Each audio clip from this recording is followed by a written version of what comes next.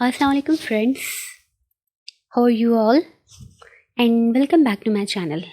आज का टॉपिक है disorders of the kidney. Kidney के डिसऑर्डर्स क्या क्या हैं। अब तक हमने पढ़ लिया था किडनी के स्ट्रक्चर के बारे में, नेफ्रॉन के स्ट्रक्चर के बारे में एंड द यूरिन फॉर्मेशन। तो नाउ अगर एक ऑर्गन है तो उसको डिसऑर्डर्स भी हो सकते हैं, वो ख़राब भी हो सकता है, वो नॉर्मल फंक्शनिंग परफॉर्म नहीं कर सकता, तो किस टाइप के नॉर्मल फंक्शनिंग उसके नहीं होंगे, डिस्टर्बेंसेज होंगी, उसको पढ़ेंगे आज के टॉपिक में। तो डिसऑर्डर्स ऑफ द किडनी, पहले तो डिसऑर्डर की डेफिनेशन देख लेते हैं कि what is the definition of the disorder. It is the disturbance of the normal state of a body और माइंड। कि डिसऑर्डर मीन्स कि जो नॉर्मल स्टेट होता है, जो नॉर्मली आपकी बॉडी फंक्शन परफॉर्म कर रही है, आपका माइंड नॉर्मल फंक्शन परफॉर्म कर रहा है, उसमें किसी किस्म की डिस्टर्बेंस कॉज हो जाए, वो नॉर्मल काम करना छोड़ दे, उसको कहते हैं डिसऑर्डर। और kidney disorder mostly internal external factors की वजह से होती है, जब जिसकी वजह से जो normal functioning of the kidney होती है वो काम करना छोड़ देती है। लेकिन इसके मेनली कॉजेज़ क्या हो सकते हैं, डिसऑर्डर की कॉजेज़ की बात कर रहे हैं, not the disorders of the kidney. Kidney का भी कह सकते हैं कि इसकी वजह से भी हो सकता है कि जेनेटिक फैक्टर्स भी हो सकते हैं, डिजीज़ भी हो सकता है, ट्रॉमा भी हो सकता है। ट्रॉमा मीन्स सदमा। अब जेनेटिक फैक्टर्स में आपको एग्जांपल मैं दे देती हूँ डायबिटीज़ की, कि डायबिटीज़ के जो पेशेंट होते हैं that is a genetic factor, कि वो उनके अगर उनके जीन्स में डिसऑर्डर होता है और वो उनकी ऑफस्प्रिंग में, फैमिली में अगर ट्रांसफ़र होगा, तो जो फर्दर ऑफस्प्रिंग होंगे, जो बंदा होगा, या आइदर वो मेल है फीमेल है, जो भी है, उन्हें डायबिटीज़ हो सकता है। इसी तरह डिसीज़, बीमारी हो जाना, उसकी वजह से भी ये ऑर्गन्स काम करना छोड़ देते हैं। वो bacterial infection, viral infection, chemical infection, whatever हो, काम ख़राब। ट्रॉमा, सदमा लग जाना, उसकी वजह से भी काम ख़राब हो सकता है।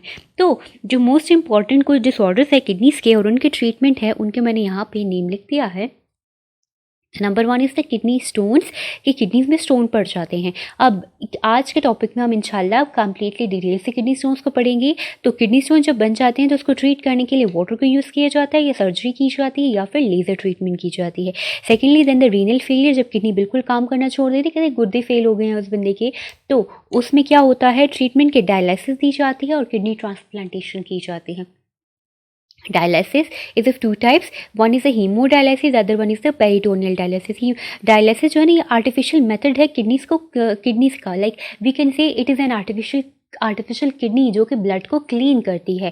तो हीमोडायलिसिस और पेरिटोनियल डायलिसिस की जाती है। हीमोडायलिसिस में ब्लड को क्लीन किया जाता है, मीन डायरेक्टली ब्लड बॉडी से निकाला जाता है, बॉडी में इंसर्ट किया जाता है और उस तरह उसको क्लीनिंग की जाती है। जबकि पेरिटोनियल डायलिसिस में एब्डोमेन में एक बैग रखा जाता है, उसकी मदद से इसको क्लीनिंग की जाती है। At the last one the treatment that is the kidney transplantation तब की जाती है जब किसी किस्म का कोई फ़ायदा नहीं होता डायलिसिस वगैरह से, तो एंड में किडनी ट्रांसप्लांट करते हैं। तो चलते हैं आज के टॉपिक की तरफ। जो मेन टॉपिक है आज का that is the kidney stones.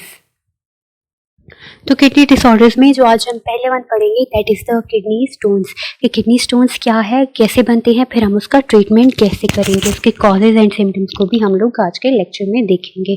तो गाइस, किडनी स्टोन क्या है, आपको ये तो पता है कि किडनी का जो फंक्शन है it is the filtration of the blood, कि वो ब्लड को फिल्टर कर देता है, उसको साफ कर देता है from the harmful waste materials.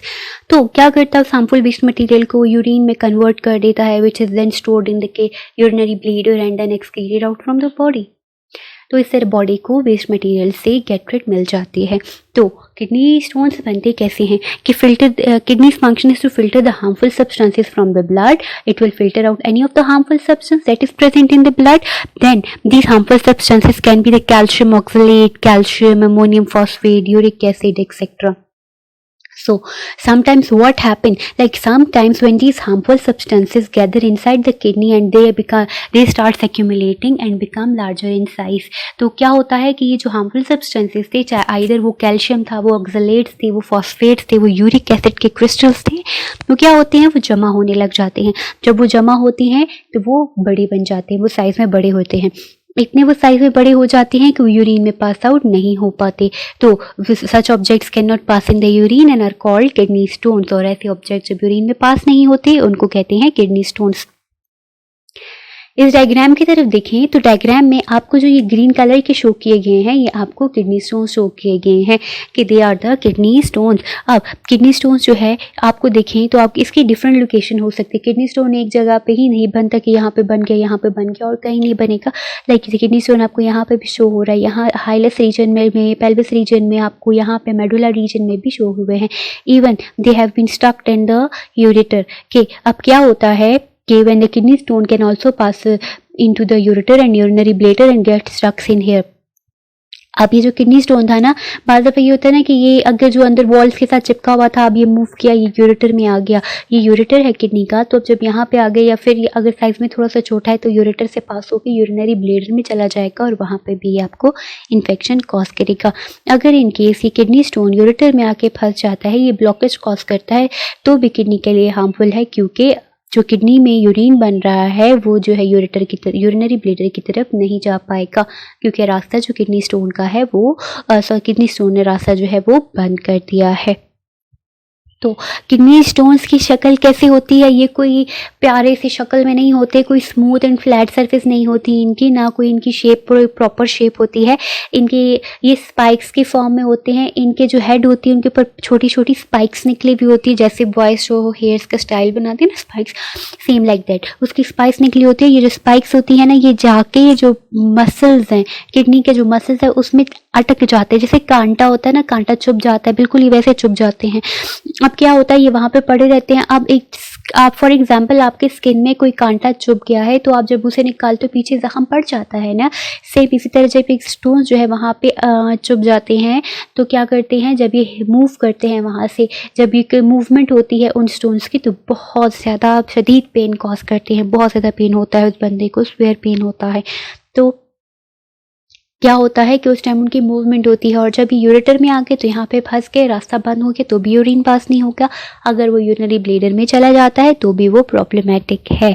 Even mail का जो स्ट्रक्चर है एक्सक्रीटरी और फीमेल का एक्सक्रीटरी स्ट्रक्चर जो है, तो वो दोनों एक दूसरे से डिफरेंट है। इसलिए सबसे ज़्यादा जो स्वेयर पेन कॉज करेंगे वो मेल्स में करेंगे इन दैट केस जब वो उनके यूरिनरी ब्लेडर में चला जाता है, क्योंकि फीमेल का एग्जिट पाथवे जो है यूरेथ्रा वो स्मॉल इन साइज होता है और थोड़ा सा वाइड होता है, जबकि फीमेल्स का जो यूरिन के लिए exit pathway that is the urethra वो बहुत नैरो होता है वो रास्ता, और वो लॉन्ग होता है, लंबा होता है, काफ़ी उनको लाइक ट्रैवल करना पड़ता है उस यूरिन को बाहर आने के लिए as compare to the female body. So that is more causing more pain in the mails.